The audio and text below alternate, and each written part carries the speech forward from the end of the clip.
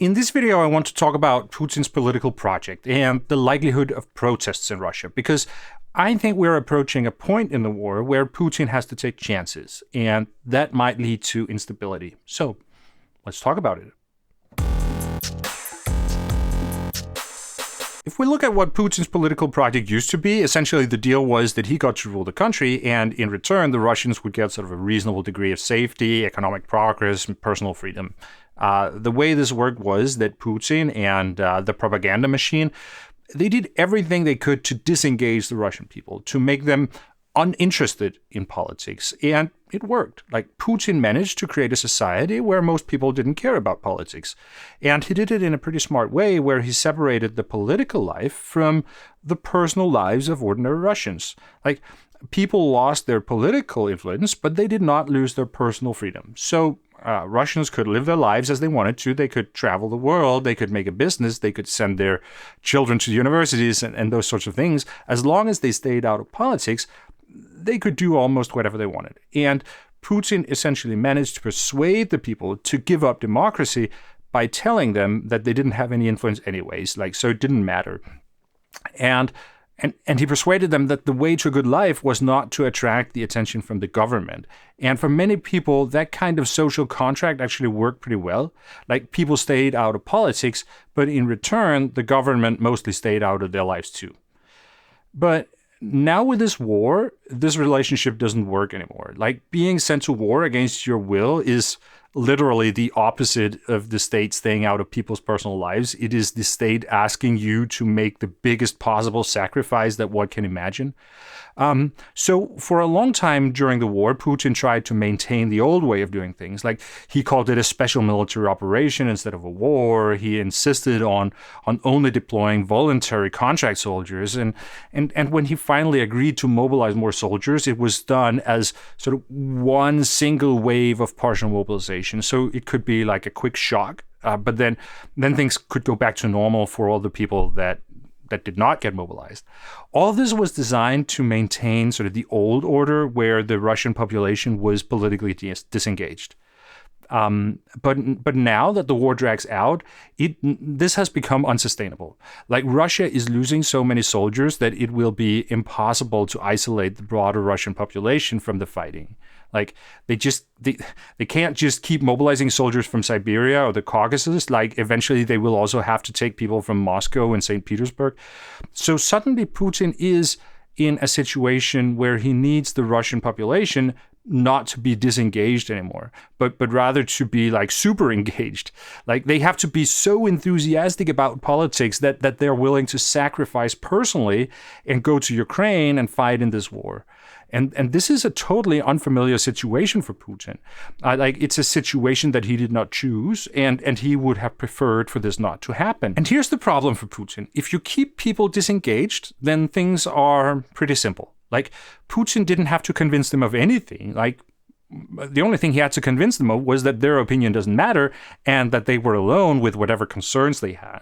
But if people are interested in politics and see themselves as having agency, then things are much more complicated, because political life takes place on a spectrum, and there are many different opinions that people can have. So while keeping people disengaged was simple, because you can be disengaged whatever way you want, like Putin didn't care about that, it will be much more complicated to control things when people begin to have opinions, because now Putin will have to convince them to have the same opinions that he has. And it's almost guaranteed that at least some of them will take different opinions, right? So opening the floodgates to political agency is dangerous, because it's a lot harder to control. So I've made this illustration of what I mean. First, here is an illustration of how I think many people understand the situation, which is actually wrong. And that is the idea that being politically disengaged is a political viewpoint alongside other political ideas. I've made some bubbles with different ideas. So there is Putin's bubble, and there is an anti-war bubble, and there is an ultranationalist bubble. The ultranationalists are those who believe that Putin is too soft, or maybe they agree sort of with his general ideas, but they are angry about the incompetence of the current political system. So people can have all kinds of ideas, and many of them will not support Putin. And of course, there are other political ideas as well that people could have. So these are just some of the bubbles. It's some of the more important ones. But in this picture, all Putin has to do is to convince people to move from the disengaged bubble and into his bubble. And that sounds like a kind of simple thing to do if you control the propaganda system. But the thing is, that's not how things actually work. Like, in reality, I think we should understand this more as a two-step process. And we can sort of understand being politically disengaged as something that happens below a certain threshold.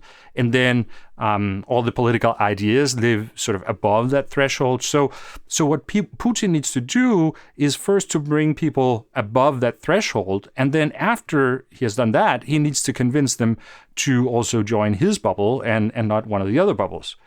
And this is the problem for him, because bringing the Russian people above that threshold is like opening Pandora's box. Like, it can be totally uncontrollable. A while back, I made an interview on this channel with the Russian opposition politician Putin and Katz. I think it was a really good conversation, so if you haven't seen it, I think you should. But one of the things that Maxim said that I found really interesting was that it's an important goal for him to increase sort of the level of political awareness in Russia in general, like to make Russians see themselves as political beings with personal agency. Because if that happens, then Maxim believes that it will lead to more protests against Putin. So the irony in this is that Maxim and Putin now share a common goal of politicizing the Russian population. Like, Maxim wants to do it because it's a way to increase the level of protests against Putin, and Putin wants to do it because otherwise he will lose the war. So this is going to happen. The war in Ukraine makes it impossible for the Russian population to stay indifferent.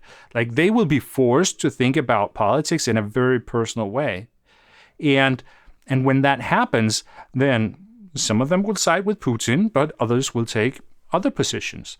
Like, many of them might decide to engage in the anti-war movement. So how big is this problem for Putin? It's hard to tell. But I think when we look at how he's slow to sort of make some of the unpopular decisions, then I think it shows that he himself is concerned.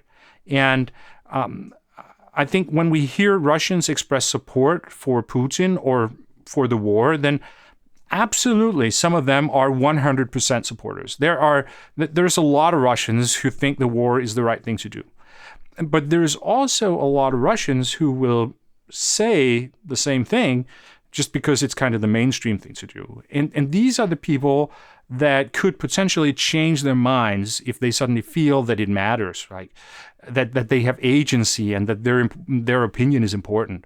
Like, and if you live in a democracy, then you probably know how quickly public opinions can change. Like, and it's those kinds of forces that Putin is afraid of. And it doesn't necessarily take that many people to create problems for Putin. Like, you don't need a majority vote to make a revolution.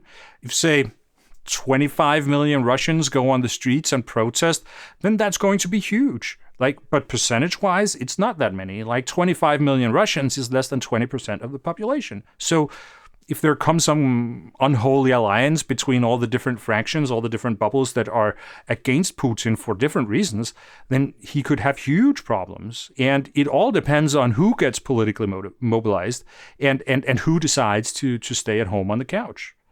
But Putin still has to try. Like, he has to try to get people on board with his political project, which basically is that the war is now the new normal and that Russia is in an existential competition with the West, and that ordinary Russians have to suffer for this because it's very important. And in order to control this process, Putin is moving ahead very, very slowly. Like, that is his attempt at controlling the situation. So he's doing it very carefully, and he's trying to do it, to get people politically mobilized, while simultaneously increasing the level of repression in society, because that way he kind of hopes to maintain some control with the process.